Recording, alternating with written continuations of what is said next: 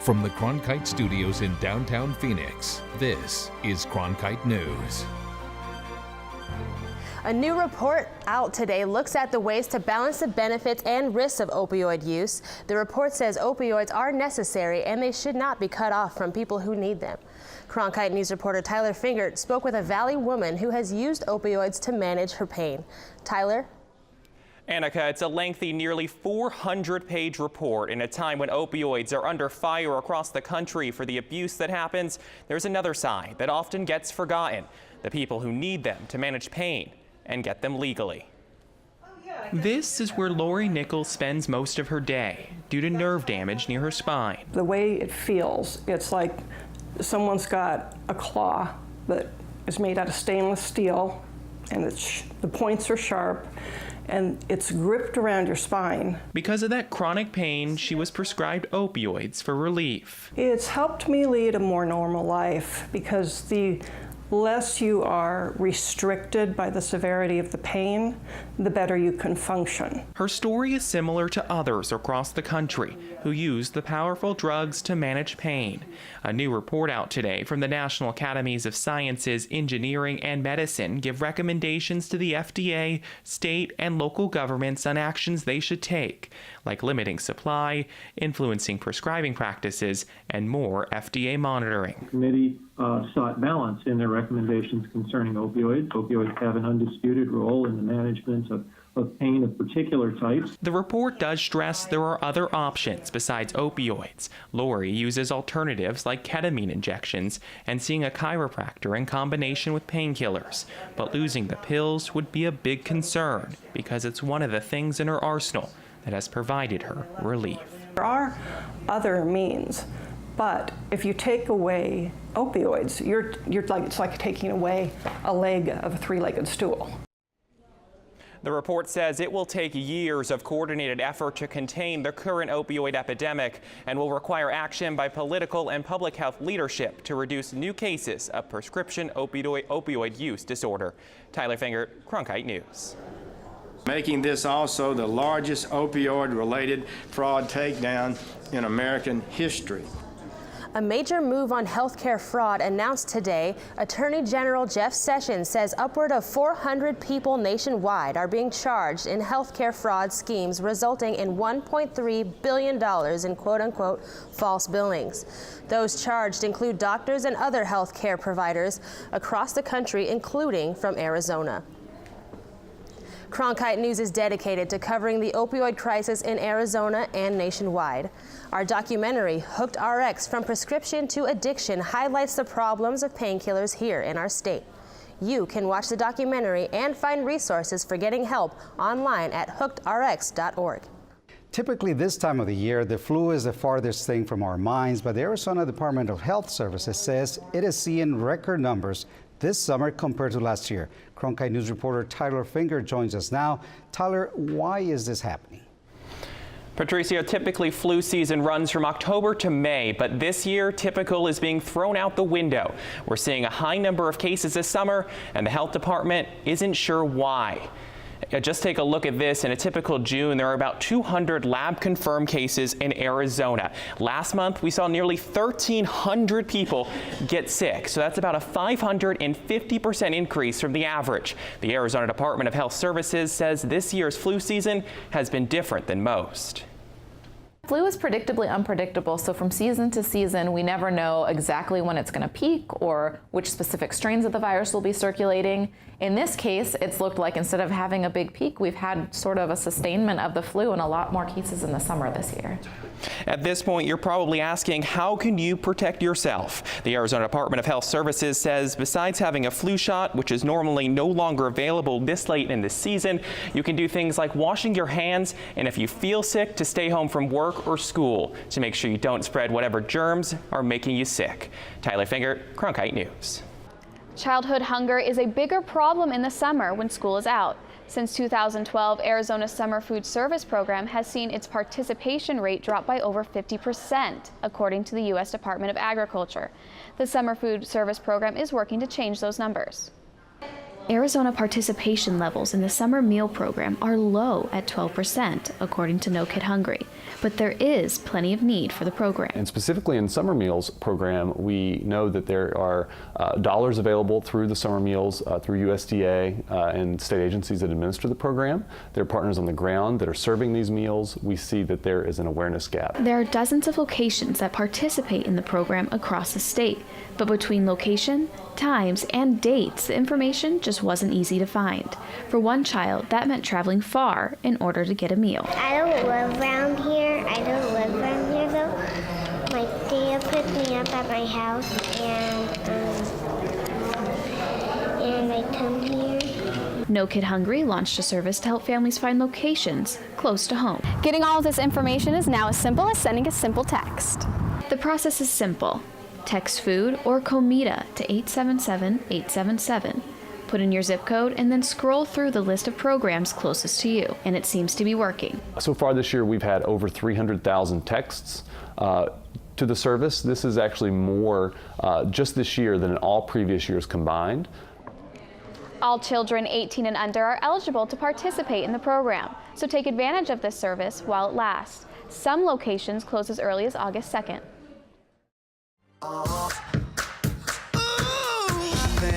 I finally found my hallelujah. I've been waiting for this moment all my life now. All my dreams are coming true, yeah. I've been waiting for this moment. It's good to be alive right about now.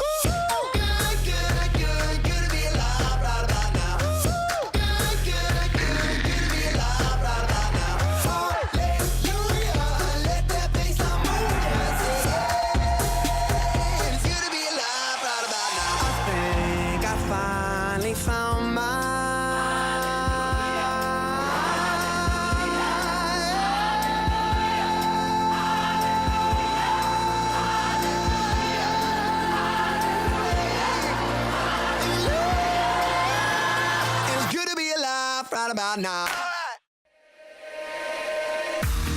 Heaven knows you're a dreamer. Don't hide it from anyone. Don't hide it from anyone. Hey, would you believe me if I said we are here for a reason now? This is our life. This is what counts. This is for us. I will go anywhere for you. I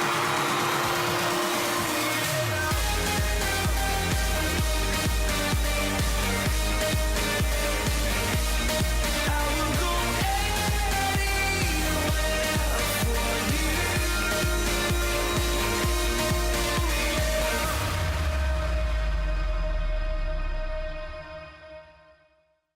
Opponents of a Senate health care reform bill continue to put pressure on lawmakers today. 150 protesters fanned out across Capitol Hill to stage sit-ins and risk arrest at the offices of targeted Republican senators. One of those targeted was Arizona Senator Jeff Flake. Cronkite News reporter Emma Lockhart was there when activists from Arizona showed up. She joins us live from our D.C. bureau. The protest today outside Senator Jeff Flake's office comes after days of several demonstrations at his Phoenix office last week. Now today, 18 protesters traveled from Arizona to share their stories about their medical problems and how they think the current bill will only make things worse. This was the scene outside Senator Jeff Flake's office today. Activists traveled from Arizona to protest the Republican health care bill, a bill they say could strip away coverage they desperately need. If this bill passes, it could kill me. Lauren Klinkhammer says she has 16 chronic illnesses. She believes those pre-existing conditions could make her ineligible for coverage under the current version of the bill, a reality she says she couldn't bear. Multiple times I've wanted to die, like seriously worried about killing myself because I can't do it again. I can't. It was hell that I went through. You have no idea what I went through waiting so long. Samantha Coronado helped bring together the group of protesters for an issue that hits close to home. My mom, my little sister, my grandma, my grandpa, my aunts and uncles, they would all lose health care. After entering Flake's office, sharing their stories and banding together on the ground, the protest ended in arrests. Arrest is nothing compared to losing your medicine or losing family members. Coronado was one of a handful of Arizona protesters arrested this afternoon. Klinkhammer said her medical conditions prevented her from risking arrest and time in jail. Senator Flake was on a plane back from Arizona when the protest was taking place. His office did release a statement in which he said that he is still considering the bill and it will rest on two factors. It has to be fiscally sustainable and it can't pull the rug out from people who already have coverage. Live in Washington, Emma Lockhart, Cronkite News. This might not be your typical Air Force. The Mom's Clean Air Force has been putting together a play-in for the past 4 years on Capitol Hill to highlight the importance of clean air. But this year's play-in comes just weeks after the U.S. said it would pull out of the Paris Climate Accord. Cronkite News reporter Alex Valdez has the story from Washington. Mesa residents Kathy Moore Almeida and her daughter Anna Rose traveled to Washington, D.C. to protest against President Donald Trump's decision to withdraw the U.S. from the Paris Climate Accord. Clean air is imperative. We need to clean up our atmosphere. It's affecting human health. I'm thinking about my daughter's grandkids and their grandkids, and it's something that we need to address, or it's not going to end well for us. The president said the Paris Agreement, which called for reductions in emissions, would cost U.S. jobs, and that it was too costly for too little environmental gain. But the Mesa mom and daughter said the reasoning overlooks the importance of clean air for people like Anna Rose, who have asthma. A lot of kids at my school can't breathe on dirty air days, so I'm one of them. And we all love doing sports, so one of the things I always tell them is, hey, we want to be athletic and we want to do things, so what are you going to help us do? They hope to bring their story directly to lawmakers to let them know about the health issues that many kids like Anna Rose face in day-to-day life. Health issues, they say, are due to dirty air. Nothing more important to any parent, any good parent, than their kids and their well-being and their safety and their future and their happiness and their health. So as far as I'm concerned, I don't have any choice. This is a do or die matter. 14-year-old Anna Rose echoes her mom's words and hopes for the future. I want clean air for future generations and my generation, and I don't want kids to be sick anymore. If lawmakers don't listen, Moore Almeida said voters will speak at the ballot box. Yeah, they need to be listening to the will of the people, or we're going to vote them out. That's the bottom line. I've had it. A lot of my community members have had it. In Washington, Alex Valdez, Cronkite News. The Moore Almeidas have been to Washington for 2 play-ins already. They're also active at home, where Anna Rose has set up a tax-exempt nonprofit, the Kids Climate Action Network. There's been a backlash from elected officials blocking people on social media like Twitter and Facebook. Here in Phoenix, many people found out last week that they've been blocked by Councilman Sal DiCiccio, and some are confused as to why. I mean, honestly, my biggest initial reaction was complete shock.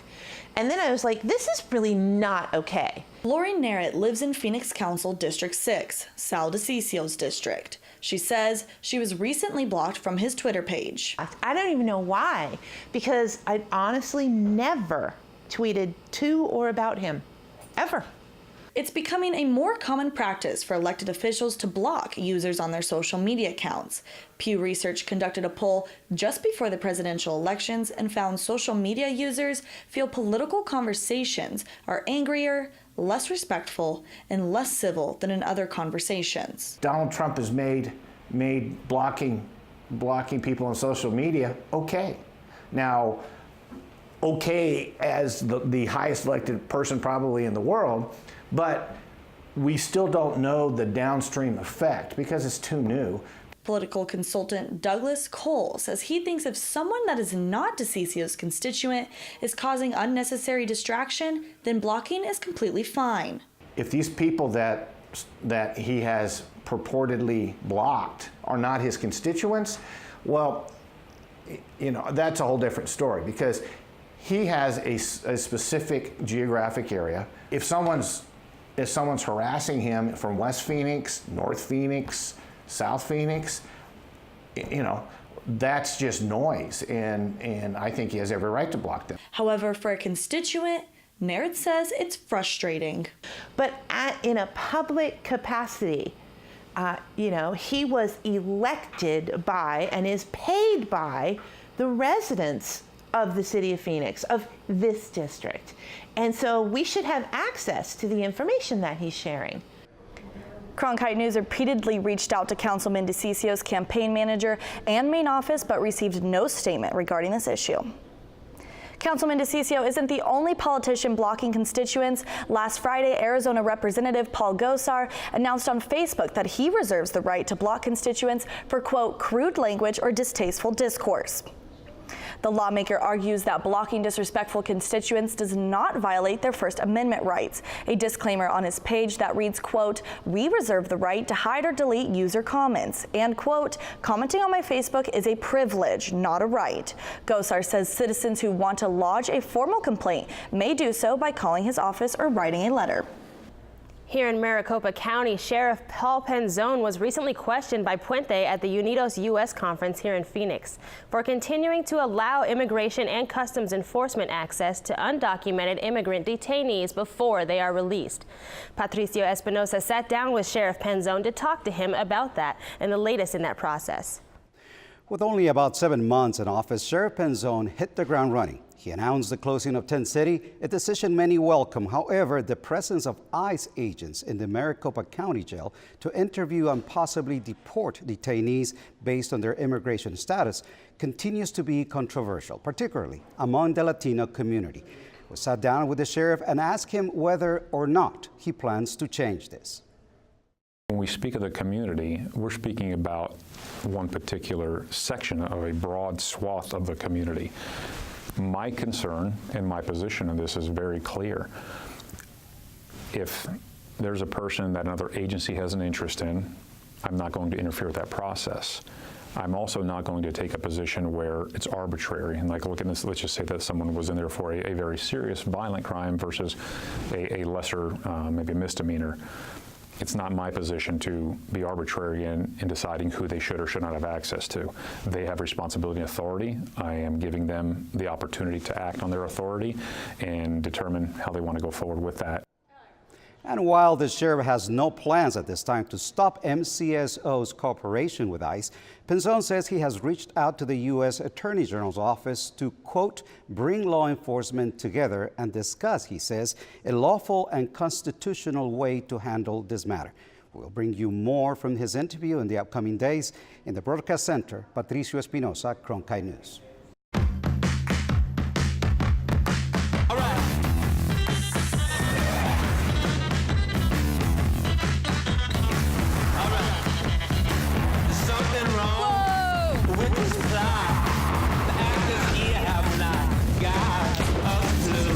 Fascinating. Baby, I'm howling for you. You know, sometimes I wish I wasn't so beloved. My ember, can't you see? Little girl got a hold on me like wow. You. Baby, I'm howling for you.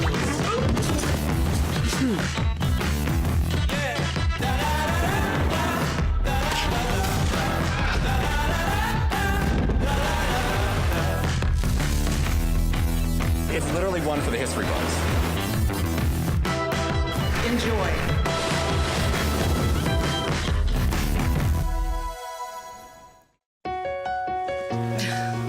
What are you doing? Possibilities. Your day is filled with them. Reach up, energy in the fingertips, collapse. TV, play Downton Abbey. And PBS helps everyone discover theirs.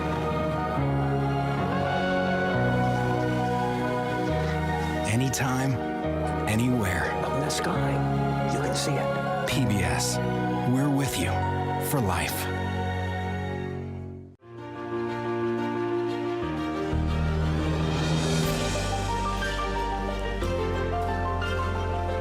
Moxley from 36. And he hooks it in. Arizona State wins. Keeping one deep, and it is caught. Jalen Strong. Do you believe it?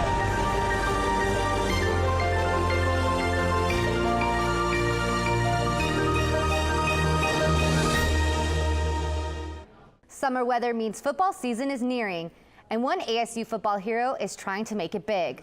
Mike Burke rose up the depth chart and led the Sun Devils to the most memorable comeback win over USC 3 years ago. Cronkite News Los Angeles reporter Devin Gooden tells us how this quarterback is trying to make a name for himself in the NFL. The last time fans saw Mike Burke in an ASU football uniform was the team's 2015 loss to Cal. Now, after a year away from football, Burke is making a second attempt to grab a roster spot with the Los Angeles Chargers. Study the playbook and the plays that I knew and some of the workouts that I went to. It gave me a lot of confidence coming back here. Even after his first cut from the Chargers, Burke had no doubt that he would see a professional training camp again.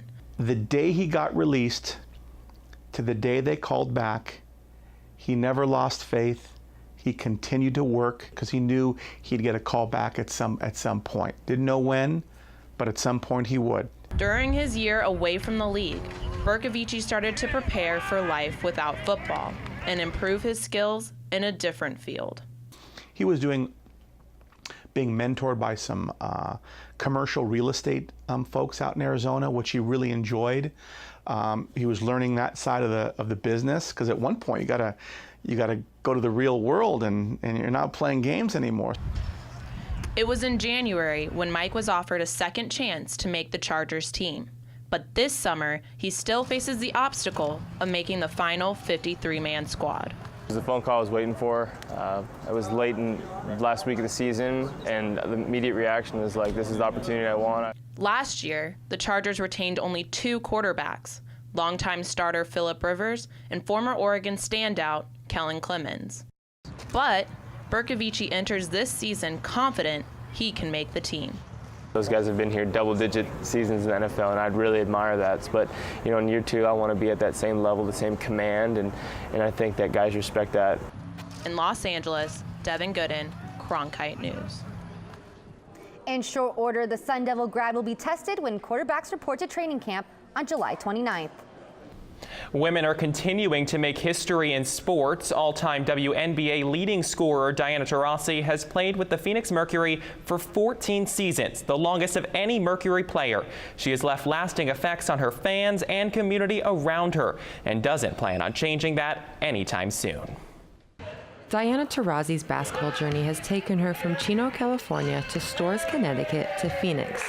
And now she says she has found a home in the desert. It's a big deal being from Phoenix and representing the city and getting their support. While she's won WNBA championships, gold medals, and MVP honors, Taurasi's legacy in the Valley goes beyond the basketball court.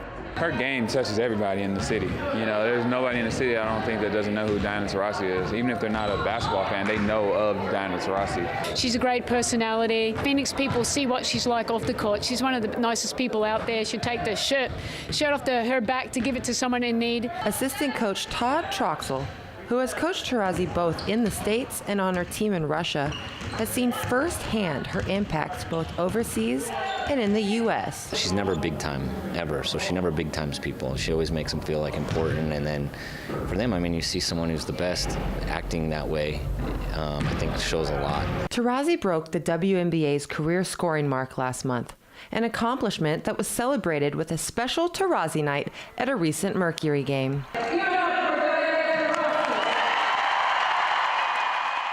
In honor of the WNBA's all-time leading scorer, Diana Taurasi, the Mercury brought out these furry friends to honor the GOAT, otherwise known as the greatest of all time. She is the greatest professional sports athlete that we've ever had here in the city of Phoenix. That's Diana Taurasi. Taurasi is currently under contract with the Mercury through 2020. In Phoenix, Sarah Haddis, Cronkite News. The city celebrated Taurasi's accomplishment by renaming part of First Street 7489 Taurasi Way and a ceremonial first pitch at a Diamondbacks game last week. This new exercise class might stretch your muscles to the limit. Blakely McHugh shows us how one gym is using bungee cords to pull the most out of your workout. It takes strength, endurance, and a little bit of coordination to complete America's first bungee workout. The workout originated in Thailand, starting out as a bungee dance, which catered to aerialists, but now is a bungee workout meant for the everyday person. 2 months after I opened, I saw a video in Thailand of the bungee workout, completely fell in love with it, flew to Thailand. I called them, I said, hey, how do I get this out here? I flew to Thailand, spent 2 weeks out there, 132 hours, became a master trainer. Amanda Page, owner and operator of Tough Lotus, says she gets similar reactions from people who try it for the first time. Well, same reaction from everyone. They all thought it was going to be fun. They said it was even more fun than they thought it was. And then everyone says, and it's a lot harder than I thought it was going to be also. The bungee workout is a high-intensity, low-impact workout that pushes you to use almost every muscle in the body. The bungee workout is a lot harder than it looks. Its job is to pull you up while you resist it using your quads and your core. The workout also involves dancing, cardio, and upper body strength. Paige says it's a full body workout without even knowing it. You can't do these moves 50%. You have to give 100% for everything, or else you're not going to make the move. First timers Jillian and Allison Gabrowski say it was challenging, even with their dance background. This isn't like any other workout we've ever done. Dancing, this is even harder than dancing, I think. Just a lot more core and... You use different muscles. Yes, absolutely. My legs are still shaking. And only 9 people at a time can sign up for the 75-minute class. In Chandler, Blakely McHugh, Cronkite News. Paige is working on creating other bungee workouts, such as Bungee Fit, Bungee Kids, and a less intense, slower-paced class in order to cater to all types of people.